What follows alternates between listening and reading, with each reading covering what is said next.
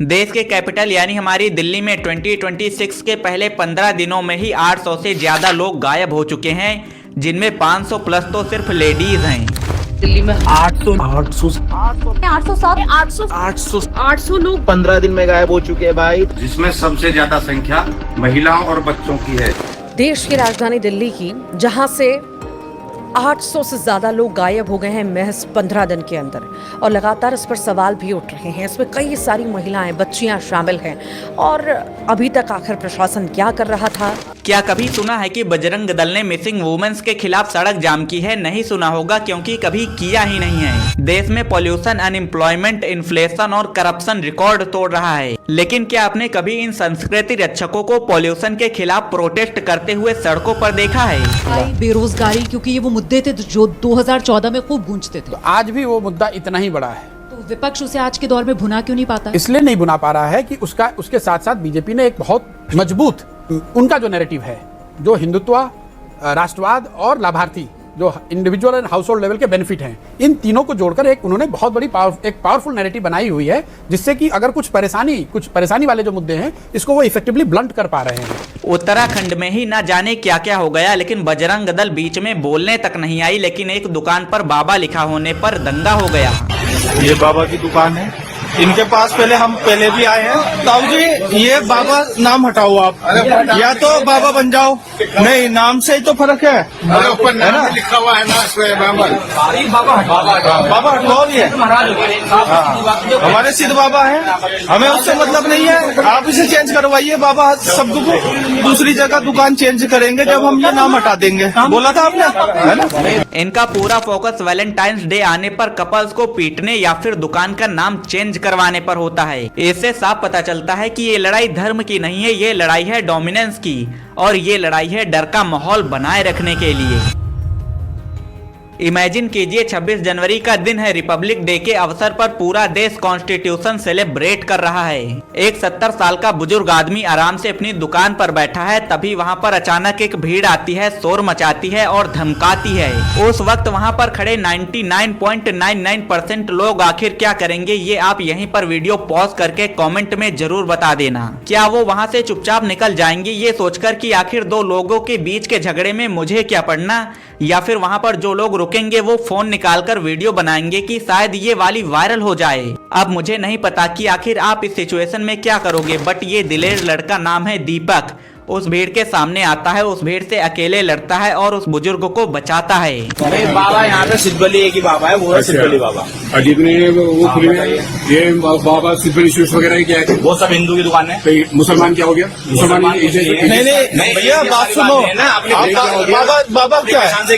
क्या पहचान से? अपने पहचान से कीजिए आप। ये तुम्हारी पहचान है क्या? लेकिन कहानी इतनी सिंपल नहीं है कि यहाँ पर खत्म हो जाए। असली कहानी तो यहाँ से स्टार्ट होती है, क्योंकि ये बीजेपी के सपनों का भारत है, हमारा बदलता हुआ भारत है, जहां शायद सच के लिए खड़ा होना सबसे बड़ा क्राइम बन चुका है। जिस लड़के ने उस आक्रामक भीड़ को रोका, उस बुजुर्ग को बचाया, जो शायद पुलिस का काम था, आज पुलिस उल्टा उसी लड़के पर एफआईआर के ऊपर एफआईआर दर्ज किए जा रही है। और जो भीड़ सड़कों पर आक्रामकता फैला रही है, वो आज भी सड़कों पर है और आक्रामकता फैलाने का काम कर रही है। आज हम बात करेंगे कोटद्वार के उस इंसिडेंट की जिसने पूरे देश को हिला कर रख दिया है। हम एनालाइज करेंगे कि कैसे सिस्टम और मोबोक्रेसी मिलकर एक आम आदमी को कुचलना चाहते हैं। क्या मोहम्मद दीपक एक हीरो हैं या आज के टाइम के एक नए विलन? चलिए जानते हैं इस हिंदुस्तान और हिंदू अंडर अटैक नैरेटिव के पीछे का पूरा सच। कहानी स्टार्ट होती है उत्तराखंड के कोटद्वार से। डेट थी 26 जनवरी 2026। एक तरफ पूरा देश गणतंत्र दिवस मना रहा था, वहीं दूसरी तरफ मार्केट में बजरंग दल एक दुकान पर पहुंचती है। दुकान थी वकील अहमद की, 30 साल पुरानी दुकान थी। दुकान का नाम था बाबा स्कूल ड्रेस करके कपड़ों की दुकान थी। ना कोई इलीगल काम था, ना कोई क्राइम था, और ना ही किसी धर्म विशेष पर कोई बात थी। इश्यू तो बस सिर्फ इतना था कि आखिर दुकान का नाम बाबा क्यों है। उस भीड़ का कहना था कि बाबा शब्द हिंदू धर्म से जुड़ा है, इसीलिए एक मुस्लिम शॉपकीपर बाबा शब्द अपनी दुकान का नाम नहीं रख सकता। जबकि बाबा शब्द हिंदू धर्म का है ही नहीं, इवन ये किसी भी धर्म विशेष से कोई पुराना ताल्लुक नहीं रखता। बाबा शब्द अरबी, फारसी और तुर्की का है, जो कि मुगलों के टाइम पर इंडिया में पॉपुलर हो गया। सोचिए, बाबा शब्द जो हम प्यार से दादा गंगा जी के लिए और संतों के लिए यूज करते हैं, वो आज इन दंगाइयों के लिए एक हथियार बन गया। वहाँ माहौल गर्म हो रहा था, वकील अहमद डरे हुए थे, तभी वहाँ एंट्री होती है दीपक कुमार की।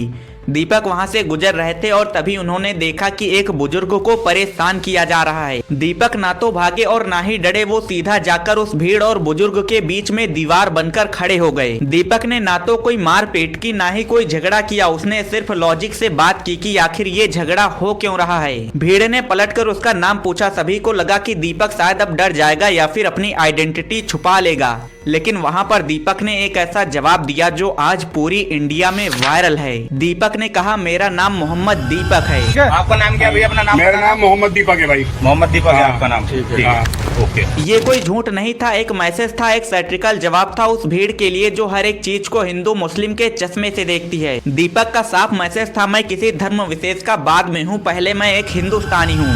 न मैं हिंदू हूँ, न मैं मुसलमान हूँ, न मैं सिख हूँ, न मैं ईसाई हूँ, सबसे पहले मैं एक इंसान हूँ। उस दिन खैर दीपक ने उस भीड़ को वापस लौटने पर मजबूर कर दिया, लेकिन ईगो बहुत खतरनाक चीज होती है दोस्तों, और खासकर जब वो ईगो किसी पॉलिटिकल ग्रुप का हो। 28 जनवरी को रिपोर्ट्स के मुताबिक देहरादून और उसके आसपास से 150 से 200 लोगों की भीड़ इकट्ठा की गई, किसी बॉर्डर पर वॉर लड़ने के लिए नहीं, सिर्फ एक आदमी को सबक सिखाने के लिए, जिसकी गलती सिर्फ इतनी थी कि उसने इंसाफ के लिए बोल दिया था। ये भीड़ दीपक के घर पहुंची और उसके पूरे घर को घेर लिया गया।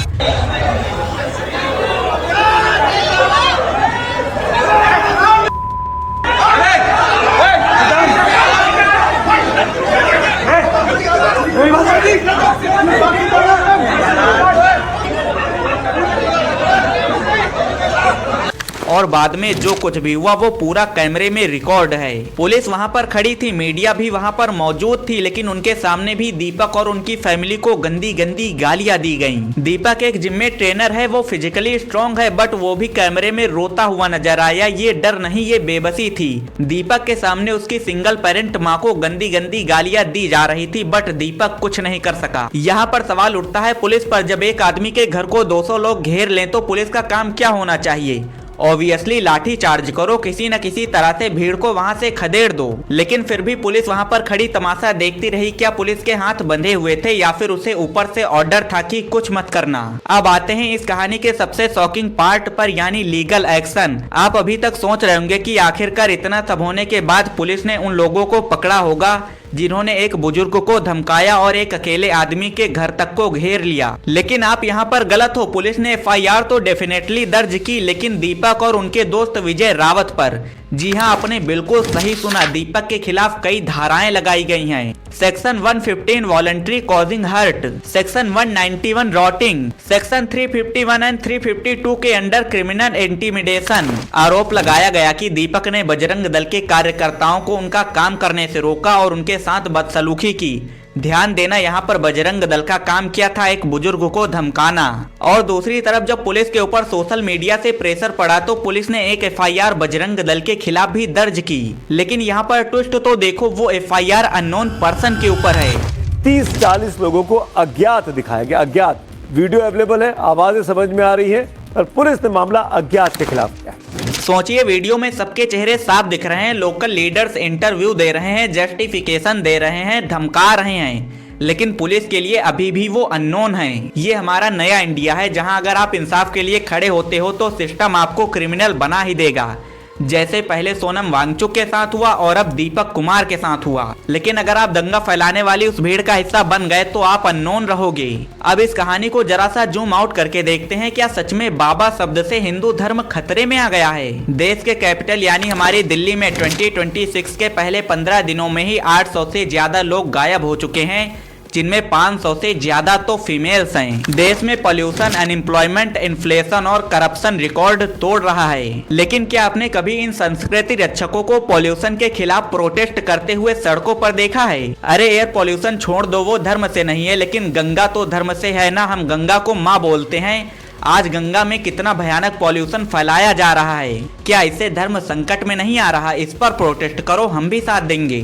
क्या कभी सुना है कि बजरंग दल ने मिसिंग वुमेन्स के खिलाफ सड़क जाम की है? नहीं सुना होगा, क्योंकि कभी किया ही नहीं है। उत्तराखंड में ना जाने क्या क्या हो गया, लेकिन ये बजरंग दल बोलने भी नहीं आई, लेकिन एक दुकान पर बाबा लिखा होने पर दंगा हो गया। इनका पूरा फोकस वैलेंटाइंस डे आने पर कपल्स को पीटने या फिर दुकान का नाम चेंज करवाने पर होता है। अंकिता भंडारी का केस याद है? वो भी उत्तराखंड से थी और सबसे बड़ी बात की वो तो हिंदू थी, बट उसकी निर्मम हत्या कर दी गई। अंकिता भंडारी हत्याकांड एक ऐसा मामला जिसने उत्तराखंड की धामी सरकार को बैकफुट पर ला दिया।